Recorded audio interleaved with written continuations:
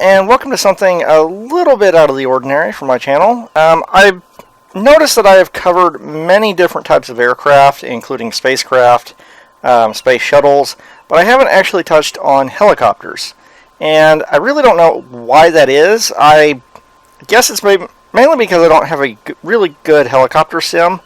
I've had Arma 2 and Operation Flashpoint, and I've got an older one called Apache Havoc from way back in the day, but none of those have really felt like they were up to the task of explaining helicopter flight until Arma 3 rolled out their advanced flight model with the helicopter update DLC.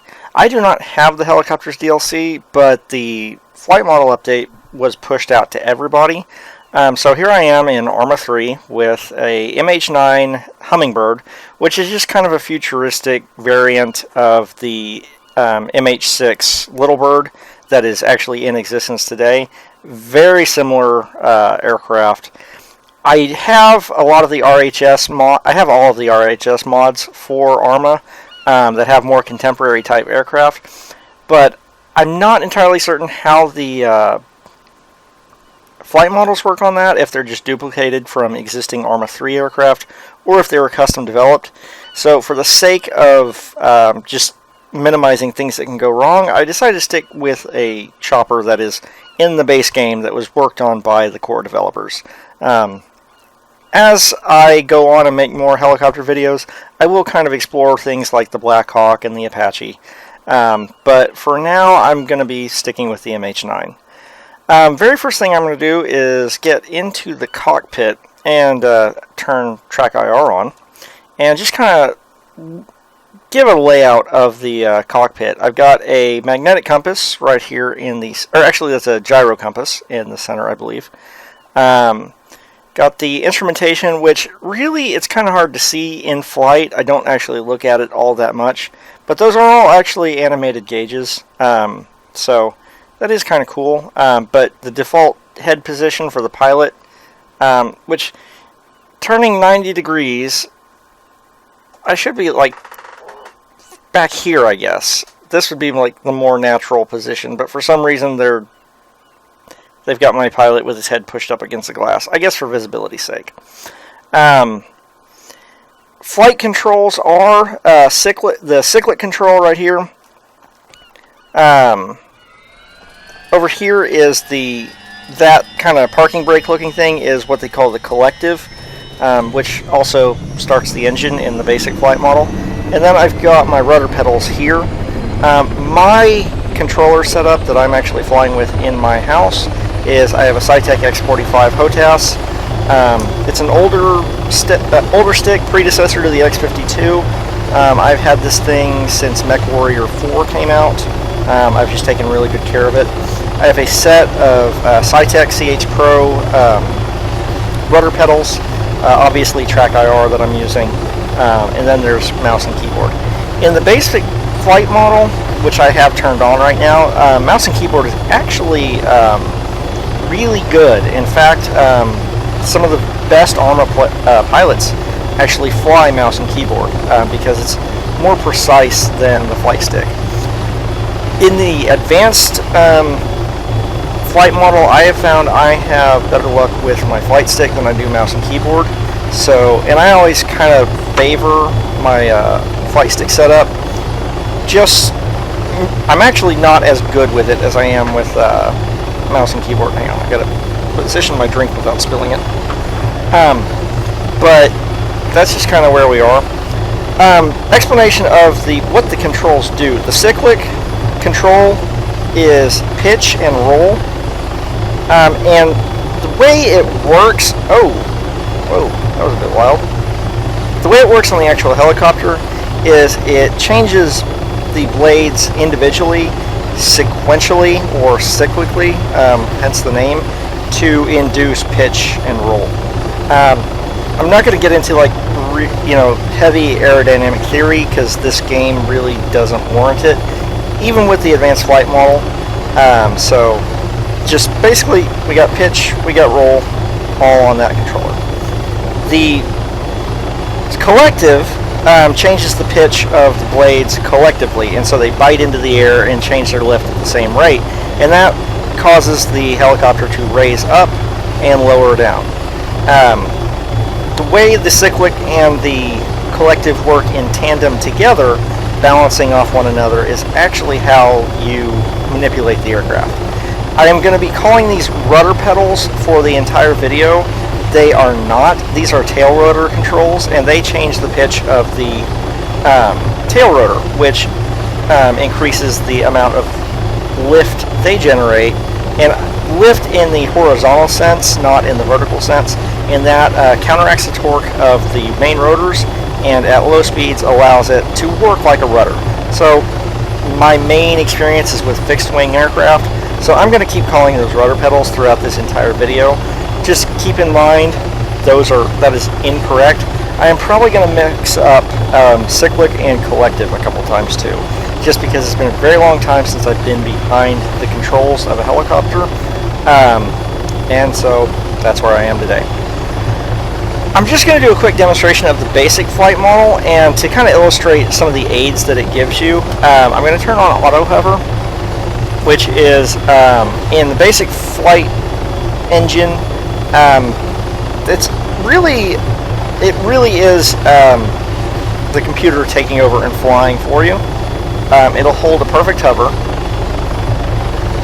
and it'll actually slow you down out of forward flight and put you into a hover if you command it on. So I just got to raise the cyclic a little bit to get into a hover. And you can see, and I want to point out especially, that notice that the helicopter is sitting perfectly horizontally flat.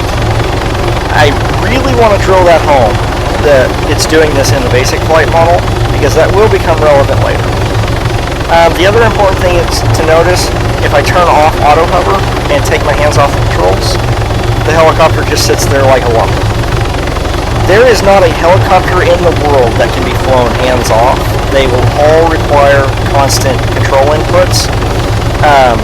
And so, obviously this is kind of a gaming, arcade type setup. I do not say that disdainfully. In fact, most of my flight time is with the basic flight model, obviously, because I bought into Arma 3 during the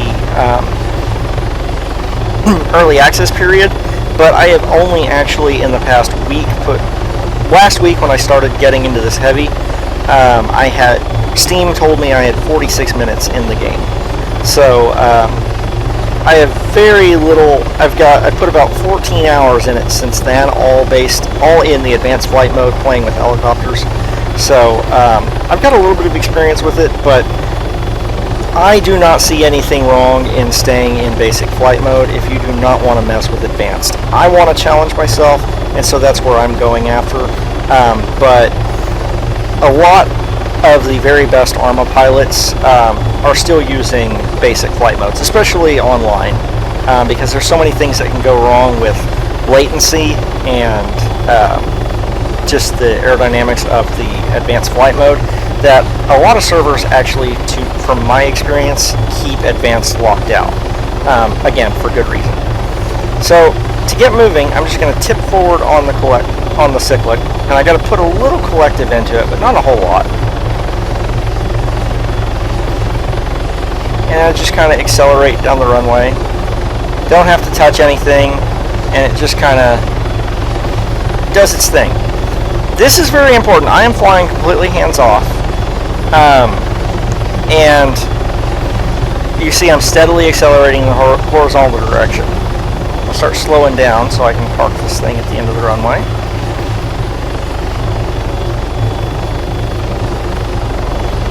Right here, as it were. And that and landing, always, whether you're in advanced or basic flight mode, put your collective all the way down. Don't stop putting down collective the second you touch, because your helicopter will still be in flight, basically, and it'll be really lightweight, and if there's terrain contours or what have you, it can lead to very much bad things. So always put the collective down. Do not land light. That is your public safety announcement for today. And what I was trying to illustrate earlier with just before, with the straight flight down the runway is basic flight model does not model translational lift, which in a helicopter, as you fly forward, the faster you go, it's just like an airplane. You'll have more air moving across the wings, in this case the rotors, which will cause more lift. It's the same concept between an autogyro, which just has a forward-facing engine, and the rotor is actually unpowered. So with the same cyclic input or collective input, as you accelerate forward, you can actually get more lift. And I'm going to demonstrate that now by switching over to the advanced flight model for helicopters. I'm going to turn gauges on. These are helpful, but I try to discourage people from getting too attached to them because flying a helicopter is more of a feel thing than an instruments type deal. Like I said, they are helpful, but once you start seeing something that you need to correct for on your gauges, it's already too late. You really have to be thinking a couple steps ahead of the machine when you're flying a helicopter. And this flight model is not entirely semi. It's not like DCS, and it's not even as in-depth as Bohemia Interactive's other helicopter offering, Take On Helicopters.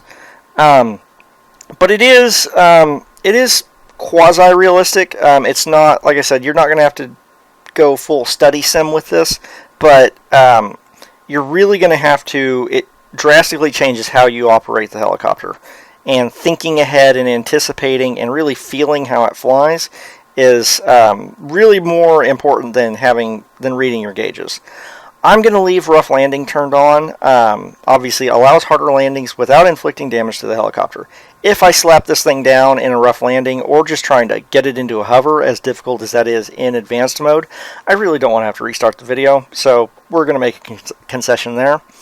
Wind effects are going to be turned on. I thought I'd had them turned off, but apparently I've been doing just fine with them on, so why fix what ain't broke? Auto trim. In a helicopter, because there are two forces or phenomena that are caused by the tail rotor. The first one is called tail rotor drift, and that is the tendency, even though the tail rotor is supposed to counteract the torque of the main blades, it still kind of has a slow spin during a hover, or even forward flight, and you kind of have to use some pedal input to counteract that. Auto trim just has it handle that automatically. If you don't have rudder pedals, I highly recommend turning this on. And even if you have rudder pedals and you don't want to mess with trimming, I don't see any shame in using this.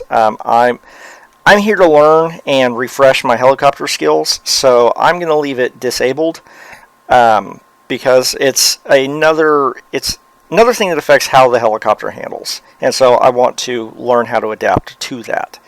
Stress damage. I'm going to do some ag turns in this later on in this flight, but really not going to do anything that will really put a stress on the chopper. Nevertheless, I'm going to leave that disabled for this video. I have not played with it turned on very much because I've been just trying to get my head around the new flight model. I say new, it's actually been out for a while. I'm just new to the game. So I'm going to go ahead and leave that disabled for now. That might come back on as I get deeper into this and make some more videos, but these are my current settings. Okay, with that set up, we're going to go back into the game, and you see these gauges appear. The one on the far right, that is the wind situation, I believe. It just kind of gives you direction, but not force. It's also a compass. You can kind of see my heading change as I do this kind of rudder turn on the runway, which this chopper does have skids, but they are kind of capable of this. It's usually best to put a little collective into it, so it takes some of the weight off the skids so you don't grind them up so bad. The next to the right gauge, I really don't know what the horizontal orientation part of it is called.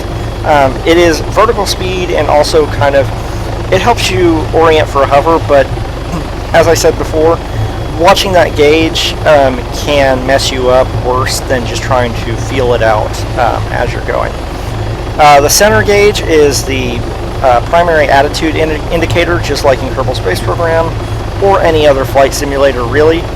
Not a whole lot to talk about with that one. It's pitch, roll, yaw, or pitch and roll actually, no yaw, with a G meter on top. Next to the second gauge from the left is the altitude gauge, and the first gauge from the left is horizontal speed.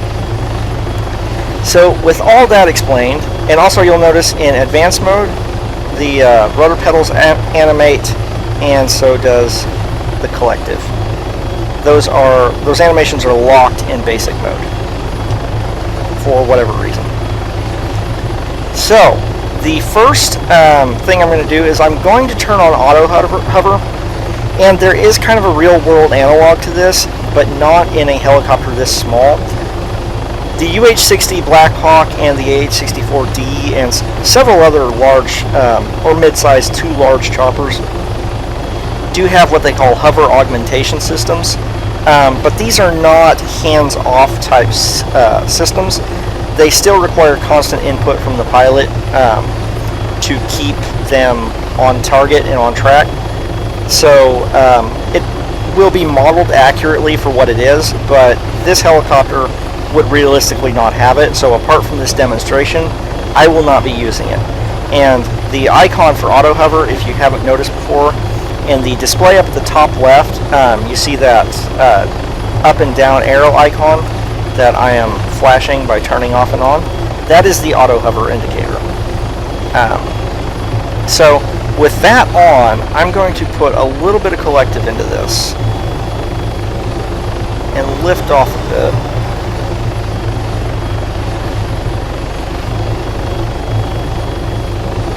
And this is actually behaving pretty realistically in that it's not a perfect stationary hover, and I am hands off right now, but you can see, like, if I wanted to get perfectly stationary, I would have to start taking control and kind of adjusting and making up for that. But that's not what I'm really trying to illustrate here. Notice how the left skid is sitting lower than the right. This is a consequence of that tail rotor roll that I was telling you about. Notice the tail rotor is mounted above the center of gravity of the helicopter. That will induce a roll to the right, which the helicopter compensates, and the pilot, by extension, compensates, or the pilot compensates, and by extension the helicopter, with a cyclic input. And you'll look at the primary attitude indicator, and it's kind of, got that left hand dip orientation. I can kind of rudder around a bit, but it's still trying to compensate for the tail rotor roll, or drift, which is a yawing motion, so I really don't want to confuse it too much. I'm going to set back down on the tarmac here.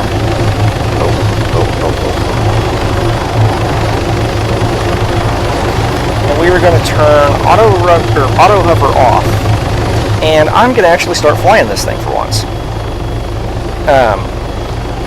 Taking off in this thing with the advanced flight mode is a lot like trying to take lift off in a hurricane in IL-2 Cliffs of Dover with the Team Fusion mod. There's a lot of different forces and torques going on, and so I'm really unsteady. Hovering is actually a lot more difficult than the movies make it look. It is, oh wow, there's a snake crawling across the runway. Alright, ADD, that was our ADHD moment for today. And basically there's a lot of different control inputs I'm going to have to dance across to keep this thing in a hover, which is basically going a long way to explain why this is going to look so goofy. So I'm going to put in some collective until I start seeing that drift. I'm going to counteract with the left pedal. I'm going to put the cyclic forward and put some roll into it to try and counteract that. And this is actually going a lot better than it typically does. But watch my collective input. I am not going to touch that beyond here. I have got my left hand sitting on my stomach. It is not on the collective. And you see how I'm just barely keeping in the air. If I tip forward, and I can't tip forward too much or I'll drag the skids. Oh, just like that. But the faster I get moving, the more lift I get. And you see the helicopter just start getting higher in the air, even though I haven't actually put more collective into it. And that is translational lift, in a nutshell. Another consideration to explain, I'm going to take my feet completely off the pedals to show kind of the offset that I'll be dealing with here. That V-notch is kind of where the nose of the chopper is pointed, and you can kind of see how it's offset to the left of the flight path indicator. Well, it was until I rolled out. But you see how it's just kind of, they're not aligning exactly, and that's not too much of a big deal, but if you want to get the most out of your helicopter, you really need to use a little bit of pedal to keep those two vectors roughly aligned.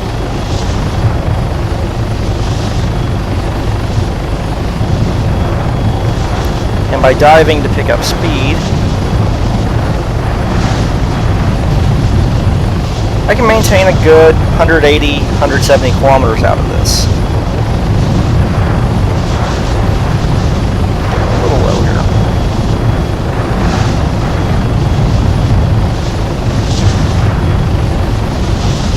But at this point, I am flying just with the cyclic control. Do these banking turns. Got to be real gentle because this is in advanced flight mode. With the advanced flight model, it is really easy to throw this thing out of balance and just really lose control. What I can actually do a pretty decent job of doing some nap of the earth flying right now. Just kind of graze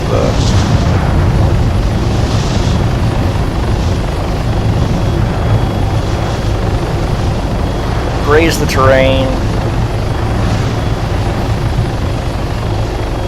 Once again, not touching the collective at all. Which, there are circumstances that I will need to do that, but if I'm kind of staying here around sea level where there's no obstacles to run into, I can really get away with just cyclic only control. Just trying to demonstrate how powerful translational lift is in a helicopter. To clear this hill, though, I'm going to have to put in some more cyclic, or more collective. Geez, I told you I'd mix those up. And, oh. You see how abruptly I bled off speed there? That was a consequence of that extreme pitch angle.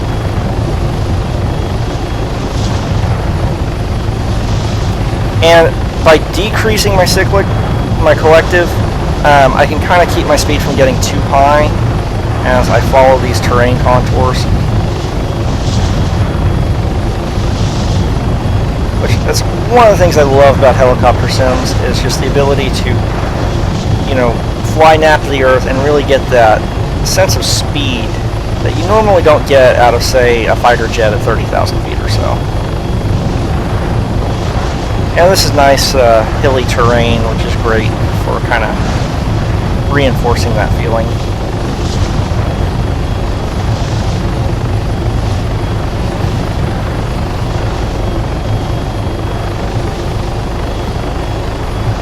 And there's a couple other things that you have to worry about flying the helicopter in advanced mode. I do believe they have added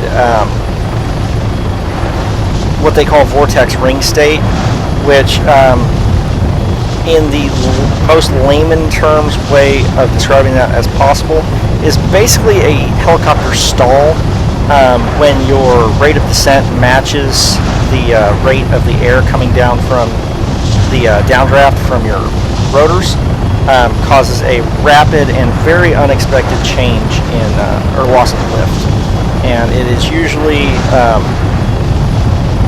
quite scary when it happens. And in fact, I'm going to tempt fate and finally get around to showing one of my absolute favorite things to do in a helicopter, which is called the ag turn. And it's basically pulling a handbrake turn with a helicopter.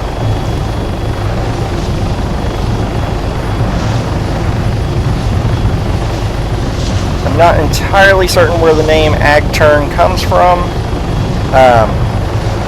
I've seen helicopter crop dusters pull it, and so part of me wants to say it's agriculture, but don't hold me to that. Basically what it does is kind of pick up some speed here, lift the nose up, pitch over with the rudder,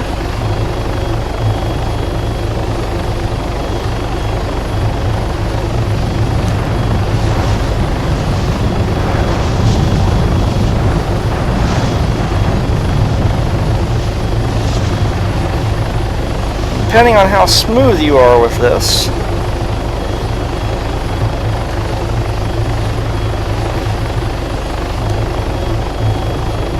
kind of do this all day. This is one of my absolute favorite things to do in any type of flying simulator. You can do this in basic flight mode.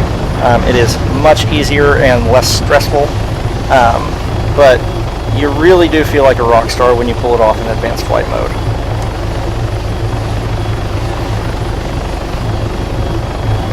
I'm not quite as smooth as I need to be to pull this off perfectly, but I enjoy it. And I will get better the more I practice. What drew me into troop transport as opposed to like showing this off with a gunship is that I actually got into helicopters in Arma by flying gunships, mainly the AH-64 Apache and the MIL Mi-24 Hind.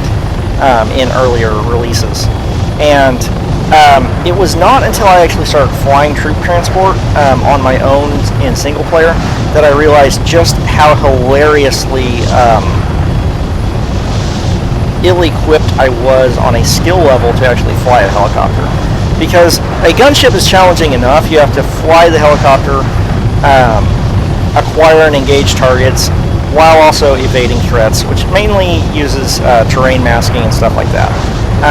But when you're flying a troop transport, especially something like this, you'll notice that bench over there. This is for like a special forces insertion of a small special forces squad.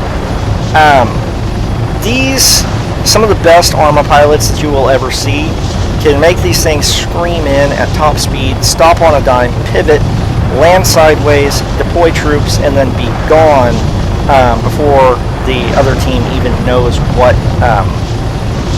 they're there and has a chance to shoot at them. If you're ever playing online and you get to be a passenger for one of those pilots, it is literally scary to ride along with. I've had my stomach lurch a couple times. I am not nearly that good, but it is my goal and my intent to eventually get there. So I'm going to be doing a lot of practice in troop transports. I'm probably not going to show a lot of gunship stuff, if any of it at all, because anything that you can learn in a transport will make you a better gunship pilot.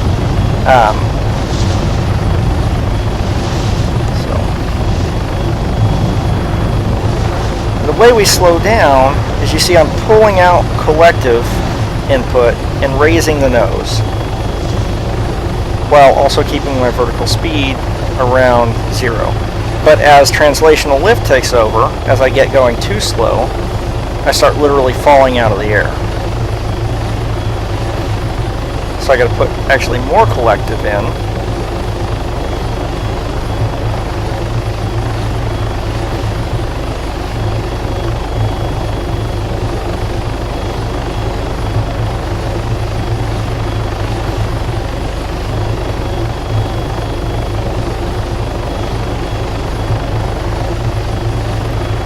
trying to line up and come down on the runway. I want to land from a hover, but I sometimes have great difficulty maintaining a hover.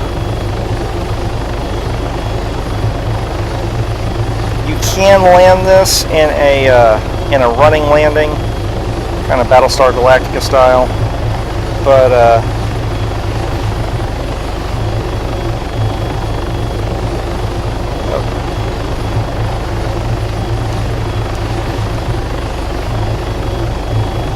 there we go.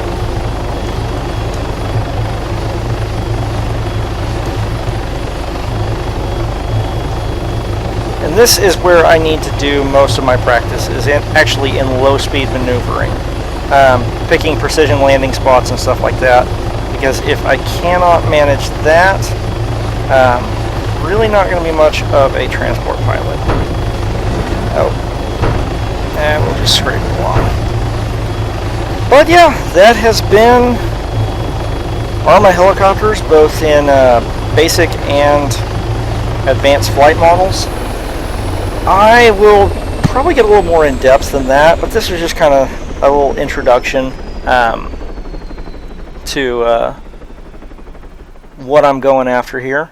As far as my Kerbal Space Program series goes, there's been some personal disruptions in my life. Had a very dear friend of mine pass away a few weeks ago, and I have just not really had the energy to go back to Kerbal lately because the amount of editing involved. I will get back to that probably by the end of next month, but it's iffy. I probably have a state of the channel update later. Probably should do that at some point. But these I can kind of fly and narrate as I go, and right now I'm just really into trying to work on these skills. It's something I can focus on, so